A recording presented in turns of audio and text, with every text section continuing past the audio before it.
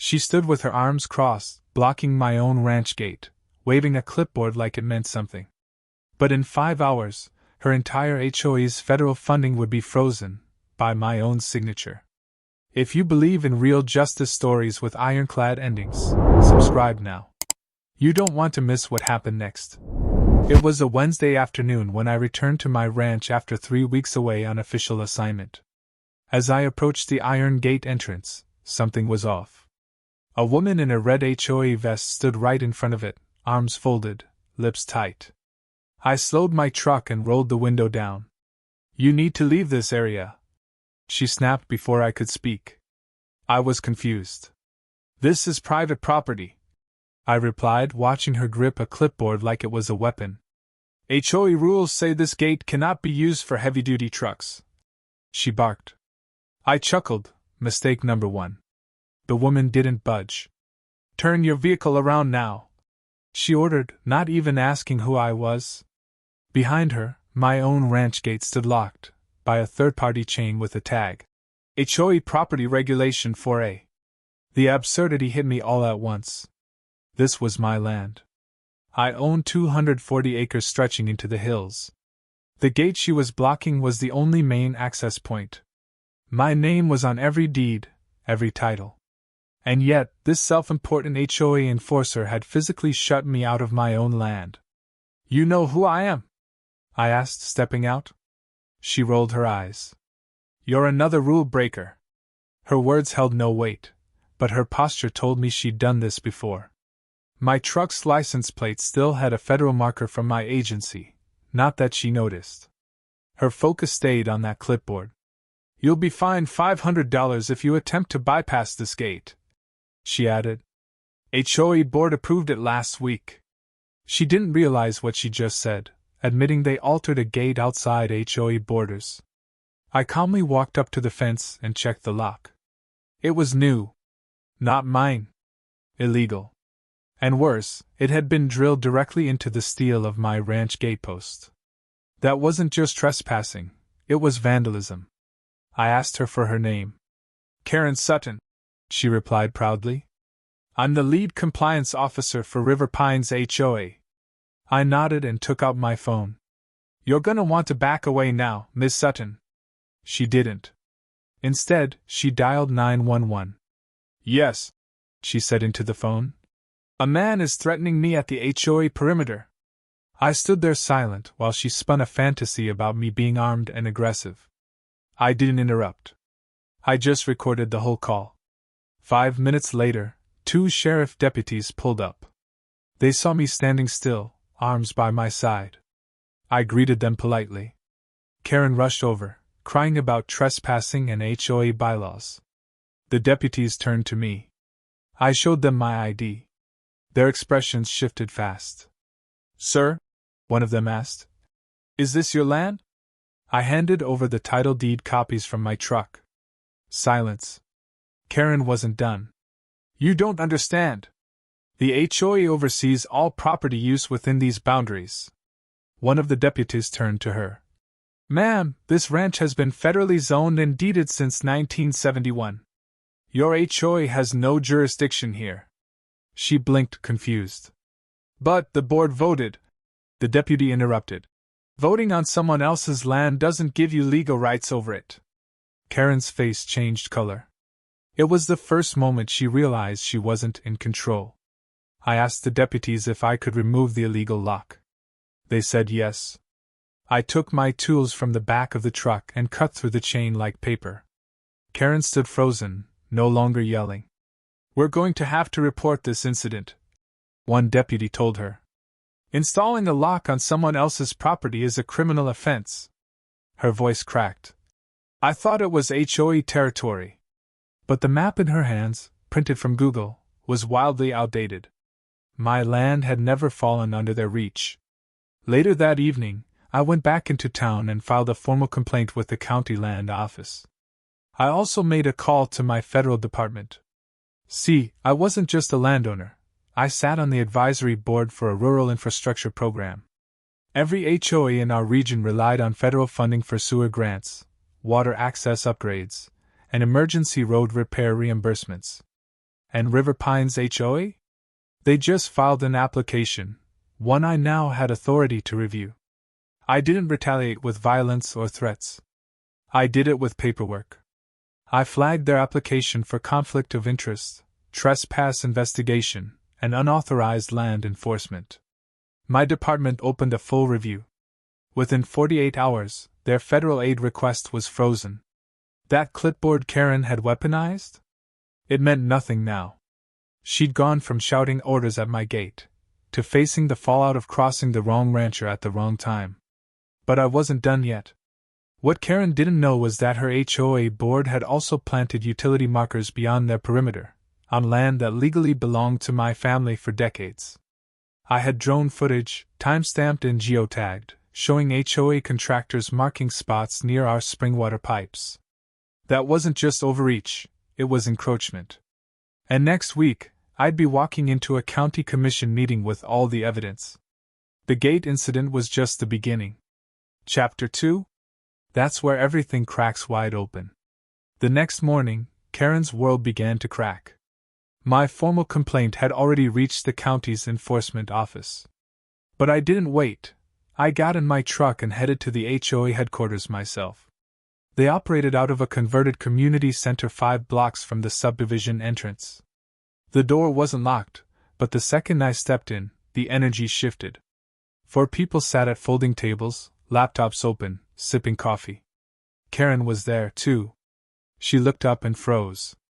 I walked straight to the front table and laid down copies of the parcel map. This is federal land. This is my land. You've overstepped. One board member, a man with a gold badge pin, tried to speak up. Sir, if you feel there's a misunderstanding, we can schedule a hearing. I leaned closer. You're not the law. And I've already had your grant suspended. That got their attention. Karen spoke. You don't have authority over our budget. I looked her dead in the eye and said, You're right. But I have authority over the federal grants you depend on. Roads. Stormwater. Water testing. I handed them the compliance audit order signed by my department. You could hear the coffee cups shaking in her hand. They tried to spin it. There's no bad faith here, just procedural confusion, the board's vice chair said. But their words contradicted everything they'd done. Installing a lock on a private ranch gate. Sending HOA maintenance crews to reroute utility lines across property they didn't own. That wasn't confusion, it was control. And now, their overreach had legal teeth. The audit meant a full review of their last 5 years of spending, land use, and all homeowner complaints. Everything. Karen asked. How long will the audit take? I smiled. Depends on how deep your lies go. By noon, my phone rang. It was county code enforcement. They had received my drone footage and the report from the sheriff. The officer on the other end said, You're cleared to file criminal trespass and vandalism charges if you choose. I told him I'd wait, but only for now. What I really wanted was something else, accountability from the entire HOA board. That same day, I began writing letters to every homeowner in River Pines, explaining how their leadership had misused power, potentially risked federal funds, and lied about land boundaries. I attached maps, drone photos, and my credentials. The fallout started quietly. First, the HOA Facebook page went into lockdown, no more public posts, no comments allowed. Then came the emergency board meeting. They didn't invite me, but I was already 3 steps ahead. I filed a motion with the county to resurvey the HOA boundary and make the official map public record. That move, while boring on paper, was a bombshell. Because once that updated map went into public record, all the HOA's enforcement over my ranch land became not just void, but fraudulent. Every homeowner could sue for dues collected under false pretenses. And some already had lawyers calling me. Karen wasn't handling it well. I heard from one of her neighbors, apparently, she'd been crying during the board meeting, claiming this was a federal conspiracy to ruin her career. No, Karen. You did that yourself when you picked a fight at a gate you didn't own. I wasn't the enemy. I was the boundary. And she crossed it. One of the more level-headed board members reached out to me privately. "Is there a way we can de-escalate this?" he asked. I told him. "Start by removing every lock and marker from my land. Then step down. All of you." To my surprise, they agreed, partially. The illegal lock was gone within 48 hours. So were the marker flags along my ranch fence. But they wouldn't resign. Not yet. They were hoping the audit would be delayed. It wasn't. My office fast-tracked it. And now, emails started surfacing, emails between Karen and contractors approving work orders on my land. Work orders they weren't legally allowed to issue.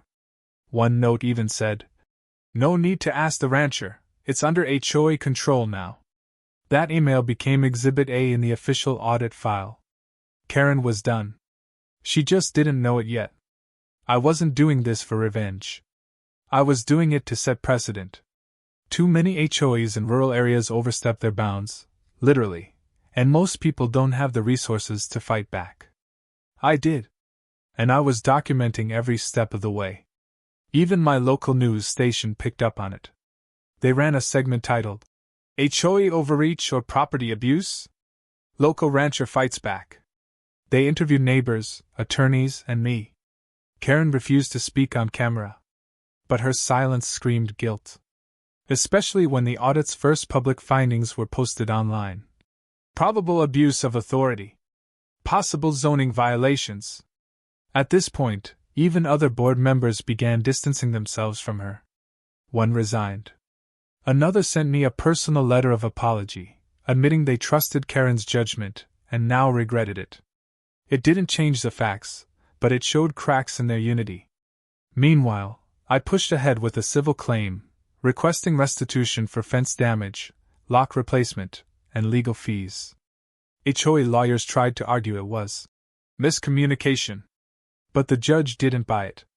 "Miscommunication doesn't drill locks into private steel," he said. I was awarded damages, small, but symbolic. And the HOA? They were facing fines far bigger. Karen finally cracked when she received her personal summons, a deposition regarding unauthorized actions taken under her role. She tried to plead ignorance, but too many signatures were hers. Too many decisions were hers. And the worst part? The HOA had submitted her name on all federal grant forms. If fraud was confirmed, she could face a federal ban from managing any HOA or nonprofit organization again. And just like that, the woman who once blocked my gate with arrogance was now blocked from ever leading again. But I wasn't done. Chapter 3? That's when the system itself starts shifting. 3 weeks passed, and the storm didn't calm. It expanded. Karen's local influence crumbled after the county published the second wave of audit results. Multiple violations of easement boundaries, misuse of homeowner dues, failure to maintain accurate land records. My legal claim had triggered something far larger than expected. A quiet investigation turned federal when someone at the Department of Housing noticed the HOA's grant paperwork carried Karen's forged compliance signatures. Now it wasn't just about fences and gates. It was about fraud across state and federal lines. The ranch gate she blocked? That was the start of a reckoning. At dawn on a Friday, 2 black SUVs parked outside the HOA office. Agents got out, not mine this time, but a federal compliance team. I had seen the briefing before they arrived. Their job wasn't just to review finances. They were there to freeze all grant operations pending the full investigation. HOA staff weren't allowed to touch the records. Karen wasn't even present. She'd taken leave, claiming health stress. But by noon, her name was flagged in 6 internal memos.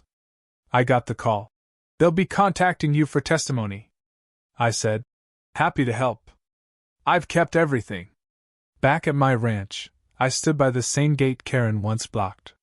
This time, it had no lock. No cameras. Just the wind and open pasture. But I wasn't alone. A reporter from a national investigative podcast had flown in to meet me. "You're not the first landowner this HOA's gone after," she said. She showed me an older case, someone in the next county who was fined for building a barn on land later confirmed to be outside HOA control. The pattern was clear. This wasn't a one-time mistake. It was a strategy, overreach by design. I handed her the folder with aerial photos, timestamps, land titles, and emails. She raised an eyebrow. They're going to use this, you know. Higher-ups. This is policy changer stuff. I nodded. They underestimated me because I wore boots and worked land. She smiled. They won't again. That same week, my civil case expanded to include 3 new complaints. 2 other property owners reached out after seeing the news and realizing they'd been falsely charged for violations on their own land. One of them was elderly, confused about where the boundaries really were. I offered to represent her, free of charge. Karen, meanwhile, tried to rally support online. She posted on her private HOA page about outside agitators and government overreach. But her words rang hollow. Homeowners wanted answers. Why their fees went toward projects that didn't exist. Why emergency services were denied to parts of the neighborhood over access issues the HOA had created. The final blow came in the form of a class action suit, filed by a group of residents who believed they'd been misled about the HOA's legal authority for years. And at the center of that claim? A photo of Karen, arms crossed, standing in front of my locked gate. She finally tried to contact me, through a lawyer. The offer was ridiculous: drop all claims, agree to silence, and in return they'd retract the access easement attempts. I laughed. The gate's already open. What's left to retract? My attorney declined. We countered with full damages, public admission of wrongdoing, and permanent restriction on Karen from serving on any HOA or land management board. That last part? Non-negotiable. She was the architect of this disaster, and the system needed to recognize that before she moved on to hurt someone else. My fight wasn't personal, it was protective. One afternoon, while reviewing more footage of HOA trucks crossing my fence line weeks earlier, I noticed something strange. A black sedan, parked for hours by the ranch boundary. Same car, different days. I sent the plate to a contact at State Compliance. The answer came quickly: an unregistered private investigator hired by the HOA's legal team. Surveillance. On me. That crossed every line. My lawyer immediately filed a protective motion and reported the incident to the audit board.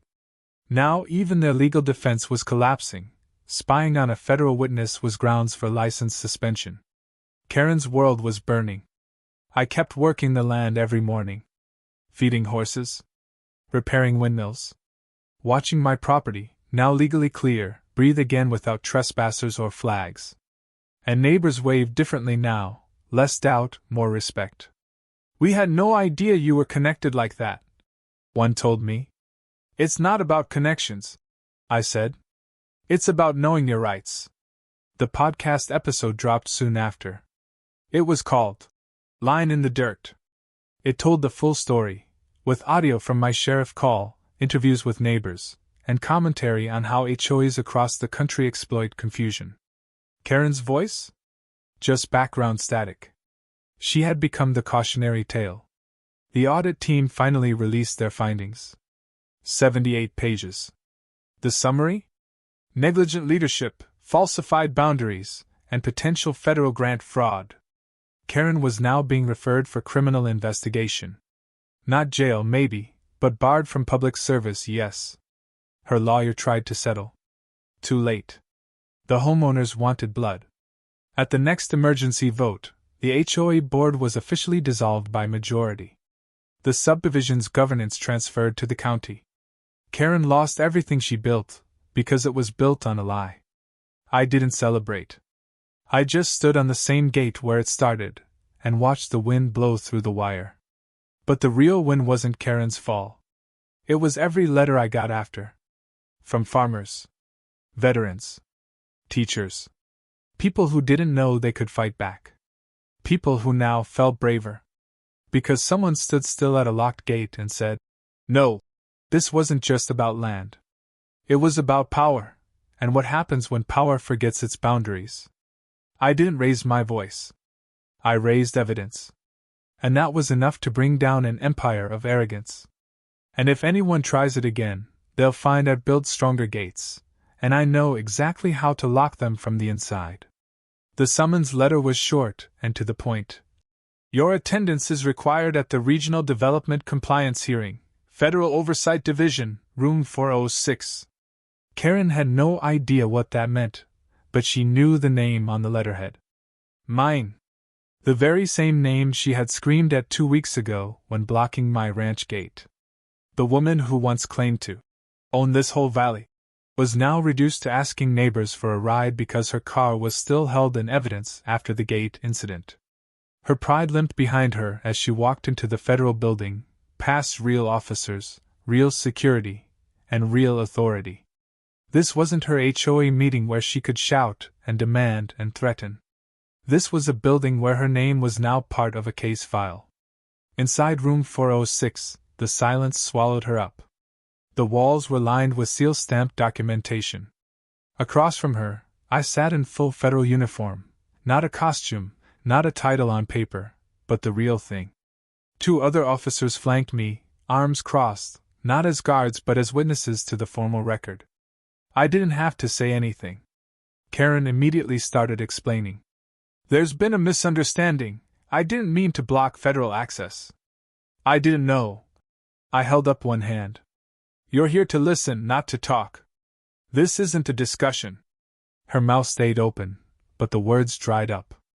I presented photographs of the gate, the footage from her shouting at the officers, the record of her call to 911 falsely reporting trespassers. Then came the part she truly wasn't ready for, the funding documents. Her HOA had been receiving infrastructure upgrades through federal community grants. Roads, lighting, even portions of their storm drainage network, all federally subsidized. I laid down the signed agreement. This is the contract your HOA board accepted in 2020. And here, I tapped a highlighted section, is the clause about interference with federal access to adjacent properties. Her face turned white. Her defense shattered with a single line. We didn't know. That's not a legal defense. That's a confession of ignorance. And worse, it's an admission the entire HOA board had ignored the grant terms for 3 years. I informed her that a full audit was now underway. Every dollar spent through those grants was under review. Every inspection passed under her HOA's supervision would be reevaluated. And if discrepancies were found, the board would face not only repayment but criminal scrutiny. Karen tried to regain control. This doesn't affect the rest of the HOA, right? It's just a warning. She was begging for leniency, not for herself, but to keep her crown. But that's when I dropped the final file. Her own actions, calling emergency services under false pretenses, obstructing access to a registered federal easement, threatening officers, these were no longer just HOA issues. They were now personal charges. She'd be attending a second hearing, in municipal court, next month. She slumped back in her chair. It was over. Her reign of petty HOA dominance couldn't survive real authority. Her board had already begun internal votes to strip her of power before the hearing even ended. One board member even sent me a thank you email for doing what we couldn't. It was bittersweet. I wasn't out to destroy her, but some people only understand when consequences hit in official font, stamped and signed. Before she left, Karen paused at the door and finally said something real. I didn't know who you were that day. I nodded. That was the mistake. You thought you knew everything. She lowered her eyes and walked out. No last word. No threat. No entitlement. Just silence. Out at my ranch, the gate now had a new sign. Federal access route, do not obstruct. The fence line was reinforced, but no one dared test it anymore. My neighbors waved from a distance now, not with fake friendliness, but with respect. Sometimes fear and respect walk together. And sometimes they come from a lesson that only federal courtrooms can teach. What Karen learned too late was this: power doesn't come from shouting at meetings or holding master keys to fences. Power comes from knowing the law, living by it, and being ready to enforce it when someone crosses the line. She crossed it. And she learned the cost the hard way.